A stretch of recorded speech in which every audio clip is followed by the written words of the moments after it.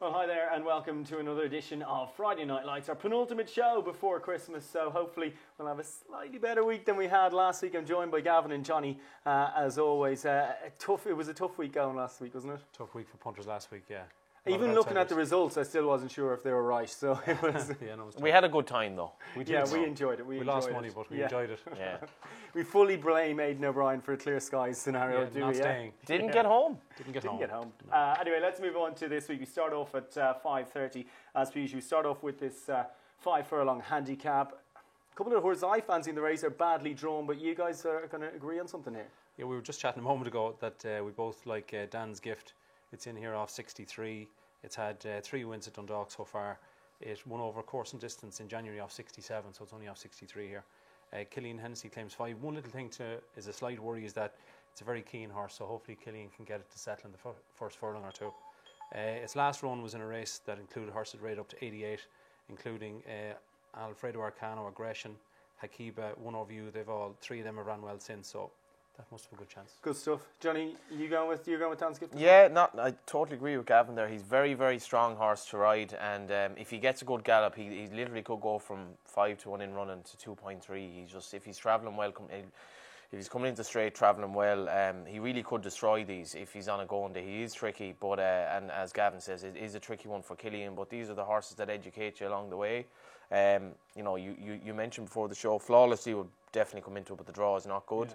Interesting, Kevin Ryan as a runner in the race, and the boy Cohen is taking the right. Fallen, but absolutely tumbled down the way. So horse weighed 105 or something. I think he was fourth in a gym crack. Act fast. Competitive of late, probably. Sorry, Flying Children's. Didn't think he'd be here, but he is anyway. Again, drawn 12 though, so tricky. So I think Dan's Gift, if he's on a goal now, he's well capable of winning this. Okay, on to the 6 o'clock Fillies Maiden. I quite like Mick Halford's horse here, Adelia. What do you like, guys? Adelia must have a chance off 79. Ran well the last time to be third to Shalala.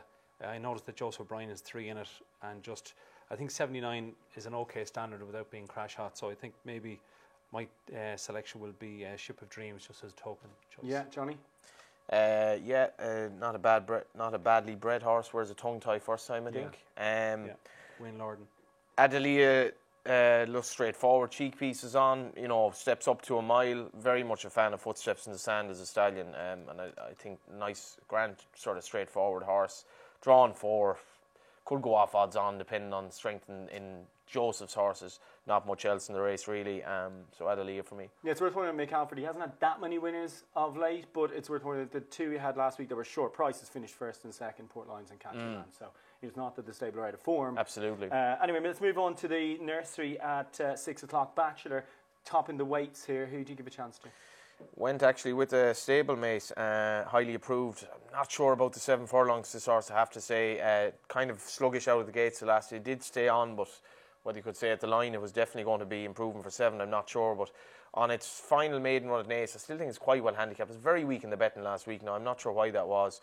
Bachelor, if he came back to his first run, I think his first run behind Commander Grigio. I think everything in the first 6 in the race would be ineligible for this. Yeah, he would win, but he doesn't look remotely progressive.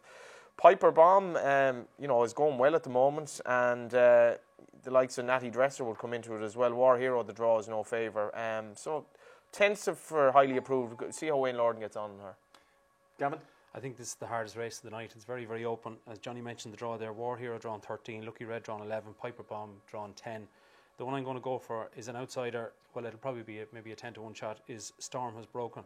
It beat some of these, including War Hero and Piper Bomb, 2 runs ago when it was stalled 14. Yeah. It got across, it made the running, and it won over 7. The last day of 66, it ran and didn't get to the lead. It kind of got chopped after furlong a little bit. I think it's drawn 2 tomorrow, so if we can get to the front, I think Storm Has Broken has a good each way chance. Good stuff. Right, on to the 7 o'clock, the 6 furlong handicap. You're a little bit head up about these ratings. It's something we tipped on a couple of weeks ago, the readjustments, but a lot of these horses are very familiar with each other. Yeah, so there was a race ran on the 3rd of November. St. Brella's Bay was first, Confrontational was second, Togaville, Have a Nice Day, Golden Pearl, Rivellino, Alfredo Arcanos. They've all ran against each other. Yeah. And Togaville has been dropped £7 from 93 to 86. Confrontational has been dropped £9. And in fact, Alfredo Arcano, even though it has won, is £1 less. But the one I'm going to go for is Togaville. It is in here, as I said to you, off the mid to high 80s. It was checked after a furlong the last time over 5 furlongs. I think the step back to 6 It's drawn reasonably well in the middle. If it gets out and gets to make the running, I fancy Togoville. Good stuff, Johnny. Your thoughts on this? Yeah, I think this horse will be popular. He used to be with Georges Fakides, is now with Anthony McCann, who has been in decent form actually of late. Yeah, he's running in the last. Yeah, big chance on the hat-trick bid. So, as Gavin says, like this horse has won 7 times at Dundalk, I think, and I've been at many of the meetings he's won at, and he actually is a bit of a favourite up there, and he's a grey horse, you know, so people want him. But he's also very straightforward. If you want to back him for a race like this, you're going to get a good run for your money. You have a nice day in geological in the race, so there is pace, but he doesn't need to lead. He can, if he leads, it might suit him, but he doesn't need to. And Conor McGovern taking off to 5, plenty going for him. I think he'll go off favourite. Yeah, I'm with Russian Soul in this. By the way, he's won off much higher marks over course and distance. So I'll be happy with that. Another grand old campaigner. Yeah, yes, exactly. yeah, He's got a stablemate beside him, so he could have a bit of a freebie to the bend if you're sort of use greyhound parlance. All right. Anyway, on to the 7:30. Unique scenario here. As we've a Derby-winning jockey and a Derby-winning trainer. Can you spot them? Wow. Pádraig Beggy? No. Multiple Derby-winning trainer. You should have asked. We're a bit tight for That'll time be here. Paul Hennessy. Yes, He the trains dogs. Pillard, of course. And Pillard is owned by the same man who owns JC Jet. I like that's one for later on in the bar now, though. That is a good one. I like that. He's the only Irish man to train the winner of the Irish, English, and Scottish Derby. So there you go. Little random fact. Anyway, I don't think his that horse is is a great actually chance. very interesting because he was rated 120 odd when he ran Pillard, in England or whatever when he was last seen, and he's booked Donnacha O'Brien, who would be local to him. He's from, or certainly local to Pilltown anyway. He's from that neck of the woods, Paul Hennessy, and very interesting. But I did go against it. There are a few you could make a case for here. Asian Wing with Cohen on board. Stepping up to 1.5 miles will definitely suit this horse. He's a bit of a character, but in fairness to him, he's won his race down. He's in the right place if he's a character. He is. He absolutely is with Johnny Fean, who's done well with the horse. You could also make a case, I think, for Go Guarantor, a big price, but I'm actually with Emily Square here for Tom Mullins. I think this horse could offer a bit of value. Bush Ranger filly, very straightforward, running well over hurdles. She's running off 52, which puts her a little bit well in. I think she'll be offer a bit of each way value. Gavin? I think the two that for me would be Asian Wing that Johnny mentioned, the step up and trip to 1.5 miles and really suit, and Ben Cohen is good for his claim of £7. The one I'm going to go for is probably the market leader's Rock on Dandy. It's only had the one run for the stable since coming from England, bolted up by 3 lengths there last week, so with £7 extra of 67, Rock on Dandy, even though it's drawn badly in 13. Good stuff, right. Division 2 of the handicap upcoming at 8 o'clock. The top 3 in the weights here, probably the 3 form horses. They'd be Ben Rumsel, Pass the Ball, and California Lad. Who are you going with? We mentioned Pass the Ball You last week. mentioned him last week? Yes. And we mentioned the fact unique record. Yeah, well, hopefully if he wins tomorrow night, I'd say he will have a unique record that he's won 3 points this year. He's won a 3 mile handicap hurdle, 2.5 mile beginner's chase.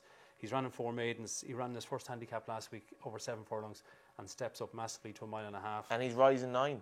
Yeah, he's rising 9 years of age. But he travels really, really well in his races. He always has. So I think he has the pace for Dundalk, certainly. So he's in here off 62. So only up 2 from last week. Yeah, Johnny, your selection? He's my nap of the night. You know, I can't see why he shouldn't get home. For him to finish placed over 7 furlongs and closing at the line is an incredible run, really. His dad, Westerner, was second in an arc, I seem to recall. Tough one, who actually won it now, but I remember he wore earplugs. But again, another one for later. He was. I remember price-wise tipped him up. He was a real stayer, but anyway, for him to sire a horse that's so competitive over 7, I think he's a great, great chance. If I were to have a saver, Impresario, very well in now. McGovern takes the ride again. Matthew Smith is among the winners, and this horse is thrown in on his best form. May have needed the run the last day and made some late gains. One horse to keep an eye on, Tom, there in this race is Taste the Salt. It's only had 4 runs for Joseph. Last time in a handicap was an eye catcher off 52, so there's a race in that horse. Yeah, Tasting the Salt with the Jaeger bombs later on. Yes. Is it Wayne Lorden booked to ride him as well? Is it? Yeah, Wayne Lorden rides, so that's a sort of relatively eye-catching jockey booking as well. Right, on to the penultimate race in the card. 10 furlong maiden upcoming here. One that jumped out for me was just Worcester in that run last week. Looked like needed a step up and trip, although plenty exposed at this stage. Yeah, it's had plenty of runs, the 2 I thought was Bobescu, who ran well last time. Previous to that, it actually missed the break by about 10 lengths. So it was second here last time at 66 to 1. The Phantom Punch ran well behind. Remember when Andy Oliver had the first, 1, 2, 3, yeah. And I just think that Andy, exactly, and the winner ran well in a handicap. The Phantom Punch, usually Andy Oliver's horses improve for a run. Yeah. So I would just go for an each way selection in the Phantom Punch. If this horse is an each way price now, I'd be delighted, I have to say. It'd be 4 to 1, Yeah, I'd be delighted with that. when Andy Oliver had the 1-2-3 that time, this horse was only one of the three who didn't have experience, but they backed it as if it were the best. And I was told that it was the best of them, but it just didn't have a run. And also ran very keen. You ran keen. Now it's actually stepping back slightly in trip. It's by Canford Cliffs, but Canford Cliffs horses do tend to stay well. But drawn 4, just maybe take a little bit of a lead. I'd be, if this horse in each way price, I'd be really, really strong on it. Wooster, the draw is no help from that trip, but probably Duke of Marmalade horse. I think it does want a bit of a trip, and maybe the new connections will find that out. Good stuff. Right, on to the closer on the card. A couple of horses on hat-trick missions here for this 9 o'clock. You got Sleepyhead and also Tropic Thunder. Is it between those two, or is there the two I like in the race is Vastanea, the 9-year-old. Shaped very well last time over 7 furlongs. It has won before, including last year in Leopardstown. It won over 10 furlongs off 82 and runs here off 71. So that has to have a chance. And then obviously Tropic Thunder. Yeah. The change of yard, it's only had 2 runs for Auntie McCann, and also a slight change of tactics is that it'll be held up right out the back. Comes late, but it did well to win last time. It got slightly checked 1.5 furlong out, so I'll go for Tropic Thunder. Good stuff, Johnny. Yeah, I'm a bit surprised you didn't mention Dancing Doll. I thought she'd an outstanding chance, really. Yeah, I just don't know if she's resolute enough in a finish. But I think Oshinor obviously claims 3 and will ride this horse for luck. And Tony Martin, I think he's been in very good form with his jumpers of late, which would remind you that he's actually primarily a jumps trainer. Certainly he was, but it changed a little bit. And I think Dancing Doll, last run, no problems with that. Off 80 odd day break, but has a great chance. And just on Vastanea, Kevin Prendergast is probably feeling a bit upstaged by Milton Bradley, man in his 80s, having a hat-trick during the week. So I don't know, this horse is nearly as old as him, though, in fairness. Yeah, he is, although I don't think Kevin will be driving the horse box like Milton, but obviously Vastanea would be a heartwarming winner of the nightcap, but I am with Dancing Doll. I think because I backed Dancing Doll once or twice, that's why I haven't. Fingers burnt. Yes. Fingers burnt. Right, lads, time for some best bets. Go for it, Johnny, you start. Nap has passed the ball. The next best is the Phantom Punch, and the third selection is Dan's Gift. Gavin? Nap, Tropic Thunder, second pass the ball, and third is Togaville. Well, I'm going for Russian Soul, Bachelor and Adelia. Thanks for listening, thanks for watching, and we'll be back for a Christmas special next week.